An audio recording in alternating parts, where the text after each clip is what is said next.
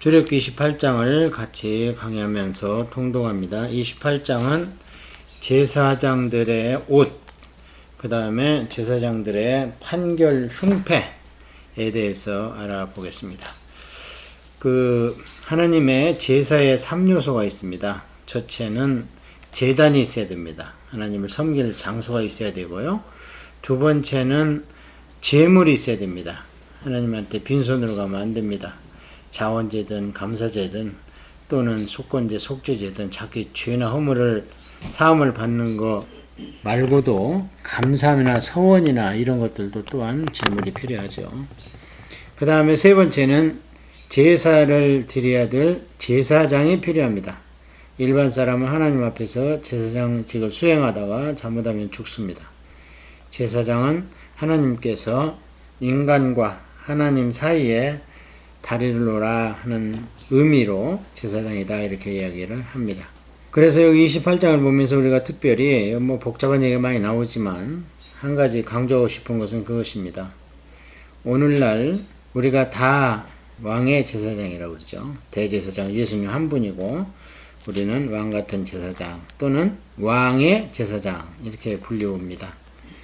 자, 그렇다면 오늘날 하나님께서도 물론 우리 안에 성령을 와 계시지만 우리의 모습을 하나님께서 옷에 대해서 단정히 입으라고 신약에 얘기했지만 한편으로는 정갈하게 옷을 청결하게 입는 것이 우리의 본분으로 생각을 합니다. 그래서 웬만하면 주일날은 꼭 단정한 옷을 입고 가고 또 어른들은 꼭 넥타이라도 매고 정장을 하고 이렇게 가는 것이 구약에 비추어서 하나님께 예배하는 자의 올바른 태도가 아니겠는가 그렇게 생각을 합니다. 말로만 제사장이라고 하나님으로부터 특권과 권리를 누리려고 하면서 그 옷 한번 정갈하게 입는 것에 대해서 그것을 무슨 율법이니 너무 제약한다든지 그렇게 생각한다면 큰 잘못이죠. 거꾸로 생각을 해보세요. 대통령 만나러 가면서 아무거나 입고 갑니까? 하다못해 관공서 갈 때도 옷을 정갈하게 입고 가는데 그 왕 중의 왕이요 우주의 주인이시라고 입으로는 하면서 안 보인다고 대할 때 아무렇게나 대하면 되겠습니까? 너는 이스라엘 자손 중 내 형 아론과 그의 아들들 곧 아론과 아론의 아들들 나답과 아비오와 엘라살과 이다말 아들이 4명 있죠. 그와 함께 내게로 나오게 하여 나를 섬기는 제사장 직분을 행하게 하되. 그래서 모세가 이제 제사장의 위임식을 합니다. 기름 부음 의식을 합니다. 모세가. 그런데 모세는 그럼 기름 부음 의식을 어디서 했는가? 우리가 지금 그 모세에 대해서 기름 부음 의식을 했다는 명문화된 규정은 없습니다. 그래서 제가 모세가 시내산에서 하나님을 떨기나무 불꽃 가운데서 만났을 때가 선지자적 기름 부음이라는 거예요. 왜냐하면 기름 부음은 위에서부터 내려와야 됩니다. 하나님이 먼저 선지자들의 기름을 부어야 그래야 선지자들이 제사장을 임명하는 것이고 대제사장이 제사장을 또 내리 임명을 하는 것이고 그 다음에 이제 제사장들이 레위인들을 쭉 한 줄로 세워가지고 허리를 잡아 흔들어가지고 요제로 또 위임식을 하는 것입니다.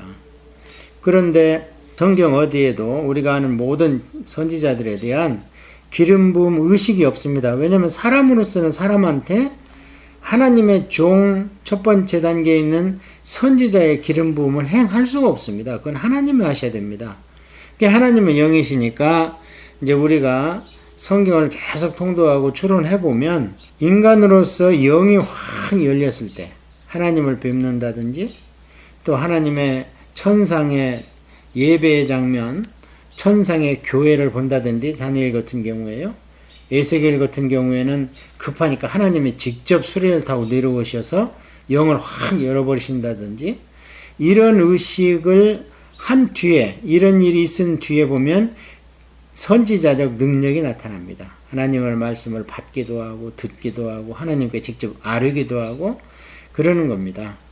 그래서 이 제사장들이 지금 모세는 선지자적 직분을 행하고 있기 때문에 데리고 나오라는 거예요. 모세한테. 그래서 위임식을 하자. 근데 조금 있으면 위임식에 대한 규정이 있어요. 그리고 그게 이제 레위기에 가서 위임식을 합니다만 위임식을 하려면 옷을 일단 구분해서 입혀놔야 되거든요. 내 형 아론을 위하여 거룩한 옷을 지어 영화롭고 아름답게 할지니. 그러면 이것은 대제사장복입니다. 일반 제사장복이 아니고요. 왜냐하면 형 아론이 일대 대제사장이기 때문에요. 너는 물은 마음의 지혜에 있는 모든 자고 내가 지혜로운 영으로 채운 자들에게 말하여 아론의 옷을 지어 그를 거룩하게 하여 내게 제사장 직분을 행하게 하라. 그들이 지을 옷은 이러하니 곧 흉패와 에봇과 겉옷과 반포속옷과 관과 띠라. 그들이 내 형 아론과 그 아들들을 위하여 거룩한 옷을 지어 아론이 내게 제사장 직분을 행하게 하라. 그들이 쓸 것은 금실과 청색자세 홍색실과 가늘게 꼰 배실이니라. 이거를 이제 인터넷이나 유튜브에서 보면요 굉장히 아름답습니다. 그래서 이 대제사장복은요 사람들 앞에 하나님을 섬기는 대제사장 직분을 나타낼 때 그때는 엄청 아름답습니다. 그들이 금실과 청색자세 홍색실과 가늘게 꼰 배실로 정교하게 짜서 에봇을 짓되 이것에 어깨바지 둘을 달아 그 두 꽃을 이어지게 하고 에봇 위에 매는 띠는 에봇 짜는 법으로 금실과 청색자세 홍색실과 가늘게 꼰 배실로 에봇에 정교하게 붙여 짤쯤에 호마노 2개나 가져다 그 위에 이스라엘 아들들의 이름을 새기되 그들의 나이대로 6 이름을 한 보석에 6 이름을 나머지 6 이름을 다른 보석에 새기라. 그러니까 대제사장이 12지파 이스라엘 모든 족속을 대표한다는 거죠. 그것을 나타내기 위해서 몸에다가 항상 두 보석에다가 각각 6지파 이름을 새겨서 지니고 다니도록 하라. 그런 얘기죠. 보석을 새기는 자가 도장에 새긴 같이 너는 이스라엘 아들들의 이름을 그 두 보석에 새겨 금태에 물리고 그 두 보석을 에봇의 두 어깨바지에 붙여 이스라엘 아들들의 기념보석을 삼되 아론이 여호와 앞에서 그들의 이름을 그 두 어깨에 메어서 기념이 되게 할지며 너는 금으로 태를 만들고 순금으로 노끈처럼 두 사슬을 따 그 따은 사슬을 그 태에 달지니라. 이거는 이제 그림 보면요 그냥 쉽습니다. 그러니까 제가 자꾸 백문이 불여일견이라고 한번 보라는 거예요.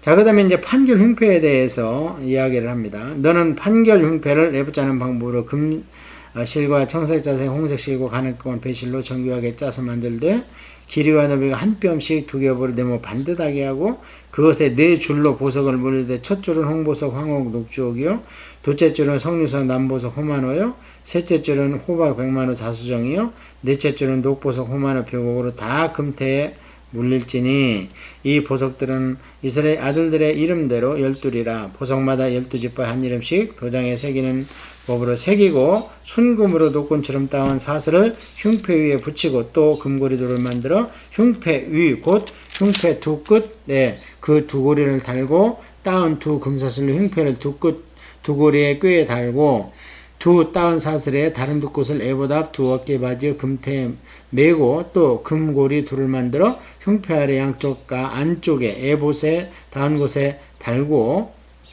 또 금고리 둘을 만들어 에봇 앞 두 어깨 바지 아래 매는 자리에 가까운 곳 곧 정교하게 짠 띠 위에 달고 청색건으로 흉패 고리와 에봇 고리에 꿰어 흉패로 정교하게 짠 에봇 띠 위에 붙여 떨어지지 않게 하라. 아론이 성소에 들어갈 때는 이스라엘 아들들의 이름을 기록한 이 8년 흉패를 가슴에 붙여 여호와 앞에 영원히 기념을 삼을 것이니라.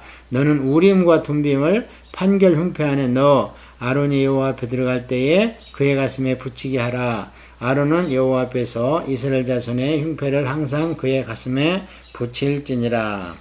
예. 그러니까 하나님이 보시기에 이스라엘 각 지파는요 보석 덩어리입니다. 아무데나 이름을 새기지 말고 각종 보석에다 각 지파 이름을 새겨라. 하나님은 그렇게 보신다는 거예요. 그렇게 보물단지처럼 내 아들이고 내 새끼인데 그렇지 않겠습니까? 자, 그래서 이게 이제 대제사장에 대해서 규정을 해놨고요. 이제는 제사장의 또 다른 옷이 이제 세마포 옷이 있습니다. 너는 에봇 받친 겉옷을 전부 청색으로 하되 두 어깨 사이에 머리 들어 구멍을 내고 그 주위에 갑옷깃같이 깃을 짜서 찢지 않게 하고 그 옷 가장자리를 돌아가며 청색자색 홍색 석류로 실로 석류를 수놓고 금방울을 간격을 두어 달되 그 옷 가장자리로 돌아가며 한 금방울 한 석류 한 금방울 한 석류가 있게 하라. 아론이 입고 여호와를 섬기고 성소에 들어갈 때와 성소에서 나올 때 그 소리가 들릴 것이라. 그리하면 그가 죽지 아니하리라. 예, 여기 때문에 이제 그동안에 우리가 잘못 교육을 받았습니다. 그나마 이제 교육을 좀 받았으면 다행이고요. 대부분 성도님들은 이런 걸 잘 몰라요. 그래서 이게 무슨 얘기냐면은 제사장이 아까 그는 대제사장 옷이고요. 이제 이거는 이제 아론이 대제사장이라 하더라도 옷 다른 종류의 옷이 있습니다. 이 옷을 가지고 이제 성소에 들어갔을 때에 성소에 들어가고 나올 때 이제 여기다 방울을 달았기 때문에 그 소리가 들려야 됩니다. 그래서 성소 안에서 아직 지성소 아닙니다. 지성소는 세마포 옷만 입고 들어가는 거예요. 이렇게 아름다운 옷을 입고 들어갈 수가 없습니다. 지성소는 하나님이 계시기 때문에 인간으로서는 아무리 휘황찬란하고 아름다운 옷을 입어도 하나님이 보시기에는 그 전부 다 그렇고 그런 겁니다. 아무리 귀한 걸 갖다 놔보세요. 하나님 영광 앞에서 그냥 정오의 낯빛도 어두운 빛이 돼버리는데, 그래서 이거는 이제 여기에서 제사장 옷에서 방울 소리가 나냐 안 나냐 그렇게 해가지고 이 지성소에 들어갔을 때 방울 소리가 안 나면 뭐 끌어낸다 죽었을 것이다 가정을 하고, 이거를 가지고 그렇게 잘못 해석을 저도 그렇게 교육을 받았었거든요. 근데 성경을 자세히 보고 또 원어 주석과 외국 주석을 보니까 그렇지 않아요. 이거는 성소에 들어갈 때고, 지성소에는 세마포 옷, 깨끗한 하얀 옷만 입고 들어가는 겁니다. 너는 또 순금으로 패를 만들어 도장을 새기는 법으로 그 위에 새기되 여호와께 성결이라 하고 그 패를 청색끈으로 관 위에 매되 곧 관 전면에 있게 하라. 이 패를 아론의 이마에 두어 그가 이스라엘 자손이 거룩하게 드린 성물과 관련한 죄책을 담당하게 하라. 그 패가 아론의 이마에 늘 있으므로 그 성물을 여호와께 받으시게 되리라. 너는 가는 배의 실로 반포석 옷을 짜고 가는 배의 실로 관을 만들어 띠를 수놓아 만들지니라. 이것도 그림을 보면은 참 이해가 쉽습니다. 이거 아무리 제가 설명을 해도 이런 옷이 우리 한국 사람한테는 전통적인 복장으로 없기 때문에 그림이 안 그려집니다. 그래서 제가 그냥 막 읽어 나가는 거예요. 이거는 한 번만 그 성막강이나 이런데 유튜브나 인터넷 보면요 금방 이해가 갑니다. 너는 아론의 아들들을 위하여 속옷을 만들되 그들을 위하여 띠를 만들며 그들을 위하여 관을 만들어 영화롭고 아름답게 하라. 너는 그것을 내 형 아론과 그와 함께한 그의 아들들에게 입히고 그들에게 기름을 부어 위임하고 거룩하게 하여 그들이 제사장 직분을 내게 행하게 할지며 또 그들을 위하여 배로 속바지를 만들어 허리에서부터 두 넓적다리까지 이르게 하여 하체를 가리게 하라. 아론과 그의 아들들이 휘막에 들어갈 때나 제단에 가까이 하여 거룩한 곳에 섬길 때에 그것을 입어야 죄를 짊어진 채 죽지 아니하리니 그와 그 후손이 영원히 지킬 규례니라. 그러니까 대제사장이나 제사장들은요 하나님이 지정한 옷을 입지 않으면 죽습니다. 물론 나중에 이제 하나님의 불이 아니고 다른 불로 하나님께 불을 붙이다가 이제 그 나답과 아비후가 이제 죽는 일도 있는데요. 이렇게 옷에 대해서 하나님께서 엄격하게 규정을 하고 있습니다. 자, 이제 이렇게 제사장의 의복에 대해서 하나님께 계시를 했기 때문에 이제 위임식에 대해서 그 옷을 완성이 되면은 이제 위임식에 대해서 다음 29장에서 이제 하고요. 이제 이 위임식을 실제로 하는 것은 이제 레위기 8장에 가서 합니다. 그래서 원래 이제 레위기는 이 출애굽기에 들어와야 되는 거죠. 그런데 너무 복잡하고 어렵기 때문에 이제 레위 집회한테 특별 교육 전공 과목으로 레위기라 해서 법전이 따로 빠져나가 있는 거죠. 그래서 레위기에는 뭐 시간 흐름이나 어떤 역사적인 사건이나 이런 게